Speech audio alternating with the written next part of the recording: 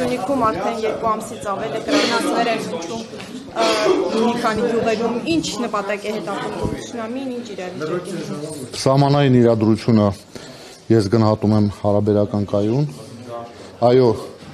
կրակոցներ հնչել են, հնչում են, բայց դրանք նպատակային չեն, թիրախային չեն,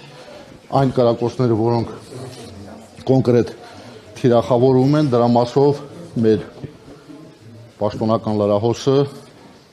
գերատեսչության ինքը տեղեկատվություն տալիս։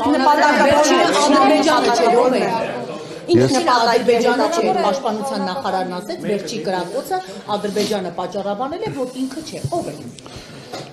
Միանշանակ ադրբեջանական կողմը կպատճառաբանի, որ ինքը չէ, բայց իրականում իրենք են, այո, իսկ նպատակները, որ տալիս եք նպատակներ,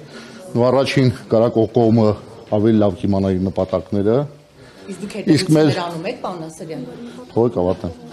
իսկ մեր գնահատականով նպատակները միանշանակ, եթե հակառակ կողմից կրակոցներ են արձակում, դրանք եւ մեր զինծառայողների վրա հոգեբանական ճնշում գործադրելու, սահմանային բնակության վրա նույնպես ճնշում գործադրելու, բայց փաստն այն է, որ մենք դրան ուշադրություն չենք դարձնում, շարունակում ենք մեր բնականոն ծառայությունը եւ իրադրություն հարաբերական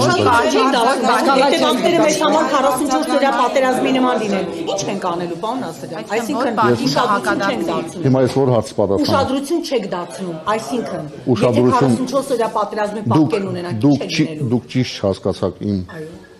պատասխանը, ուշադրություն չենք դարձնում, դա չի նշանակում, որ Հայաստանի մի րոպե, Հայաստանի զինված ուժերը չեն շարունակում իրենց առջև դրված խնդրի կատարումը, մենք շարունակում ենք հետախուզության վարումը բոլոր ունեցած ուժերով եւ միջոցներով եւ սահմանային խորհուրդներում հակառակորդի կողմից ոչ մի նմանատիպ սադրիչ քաղաքականության գործողություններ չկան։ Իսկ դուք եք վստահ, որ պատերազմ չի լինելու եւ լինելու է խաղաղություն, ինչպես պնդում է վարչապետը։ Հայաստանի Հանրապետության վարչապետը հանդիսանում է նաեւ ի պաշտոնե զինված ուժերի համար գերագույն հրամանատար, այնինչ որ Հայաստանի Հանրապետության վարչապետը հնչեցնում է,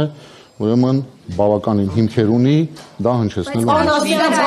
Ծառայությունը վերածել են գնացուցակի, այսինքն ըստ էության մենյուով։ Եթե ինչ-որ մեկը գիտնական, ինչպես պարոն Քոչարյանի տղան օրինակ գիտնական է, բանակից ազատվել է, ինչ-որ մեկը գնացուցակի նայի եւ որոշի այսքան ամիս կվճարի, այս հայրենիքով է պաշտպանելու։ Զինվորական ծառայությունից ազատվելու համար կա օրենսդրություն,